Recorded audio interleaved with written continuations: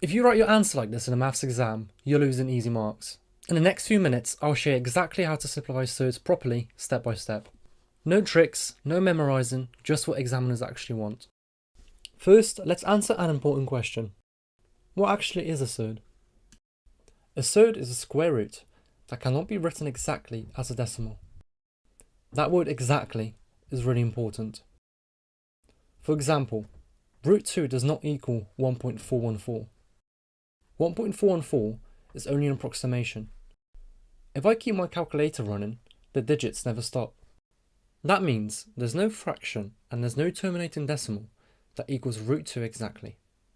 So, whenever a number can't be written exactly as a fraction or a finite decimal, we call it irrational. The key idea behind simplifying surds is this rule here.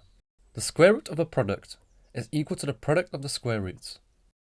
This rule is what allows us to pull square numbers out of the square root. You don't need to memorize lots of tricks. If you understand this rule, everything else follows. Let's see how this works with an example.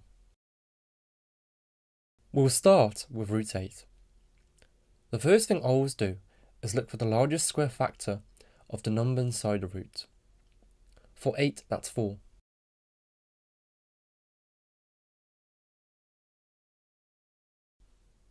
So using the rule, I split the square root into root 4 times root 2. Root 4 is 2.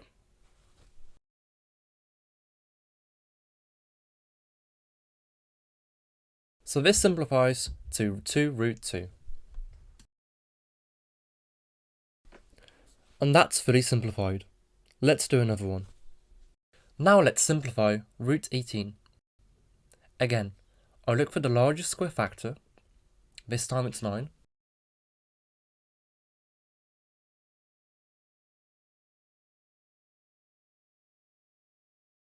I split it using the same rule.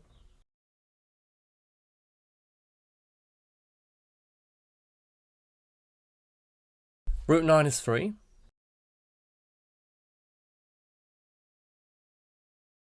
So the final answer is 3 root 2. And that's fully simplified. Now let's look at a really common exam example. So, the largest square factor of 50 is 25.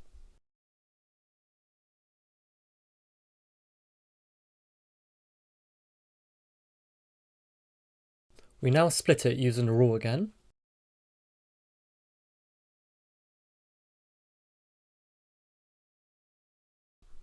Root 25 is 5, so we get 5 times root 2. And the final answer is 5 root 2. So every time you simplify a surd, you follow the same process. Find the largest square factor, split the square root, simplify, and leave the answer in surd form. Now let's quickly look at mistakes examiners see all the time. This is probably the most common mistake. Square roots do not split over addition. The rule only works for multiplication, not for adding. So writing root 8 as root 4 plus root 4 is incorrect. Another very common mistake is writing a surd to a certain number of decimal places. Even though your calculator gives you a number, that value is only an approximation.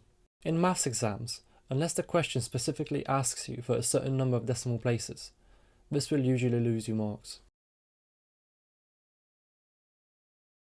Therefore, to simplify surds properly, factor the number inside the root, look for square numbers, pull them out, and leave the answer in surd form.